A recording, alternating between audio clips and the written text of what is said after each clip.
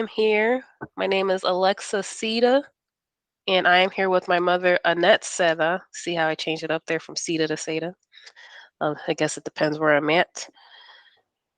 What And she is, up? yeah. Um, this is part of the Latinx Art Network and Encore STL series on honoring our stories in the Latinx community and talking about our traditions, our journeys, and making sure that we have a representative voice when it comes to the Latinx culture, especially because we're not a monolithic group. So I want to thank my mom today for participating. And again, this is just conversational. This is actually a test round here. Um, so we'll see how this goes. All right. So again, Alexa Sita, may you introduce yourself? Hi, I'm Annette Seda, your mother. And where are you from? I currently live in Chicago, Illinois. What is your, if you don't mind sharing, what is your ethnic background or your nationality? I am Puerto Rican, Hispanic, and Hispanics, unfortunately, we have to pick a second race with white or black. I choose neither. I consider myself Latina of Puerto Rican descent, and I've noticed that we're the only race that has to choose a second race, so I'm not happy about that. Because I don't Uh, identify as white or I don't identify as black.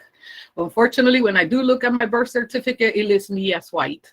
I have nothing against white people, but I don't feel that I fit in that category or that I fit in the black category. I have a little bit of everybody. yeah, So makes sense.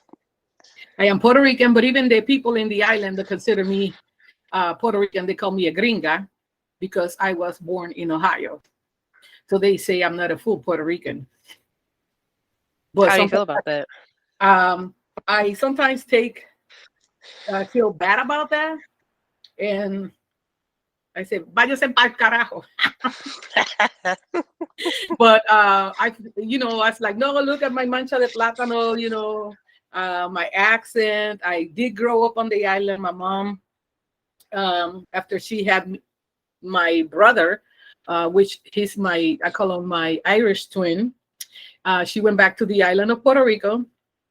And I was raised there until the age of 11. So my childhood was in Puerto Rico. All my childhood memories are from growing up in El Barrio and the country, really country. I was raised in El Barrio de Oconuco Bajo, very Indian type of barrio. Oconuco Bajo.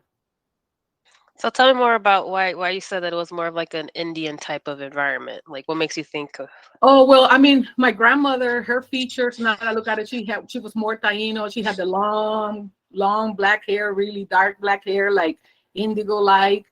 It was the country. Like my grandfather used to have a finca, and we had a lot of what you call it, the productos, la china, guineos, all of those stuff. But he used to um, have a farm that when he was good and able, he um, had a commerce with coffee. That was one of his main things. He had a coffee plantation. And I even got to do that when I was little. It was so much fun.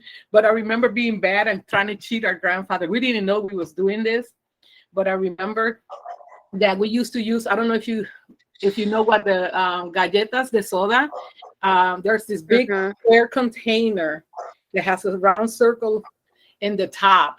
And they used to use these containers for people who go out in the plantations of coffee and, take the coffee beans. And there's a process to do them. So um, we would go with our grandfather to those places, and it was a lot of hard work, believe it or not. So sometimes what we would do is go to the storage unit where they had the coffee that was already gathered, fill our bucket up, and tell him that we already came back with a bucket full so we could get our quarter. So mind you, this is like maybe 50 some years ago because I'm 56 now. So no, not 56, maybe I'm 56. So I'm thinking that this was maybe I was like 7 or 8 years old. between 7 and 8 when we used to go with him to gather the coffee beans. So it was funny because, we just wanted that quarter. And the quarter back then, oh my God, you can purchase so much with a quarter. Gum and these candies. I mean, we would get a whole big bag like this of candy because you could buy candy for a penny, sometimes 2 pieces of gum for a penny. It was the best. I mean, I have so many good memories of when I was little.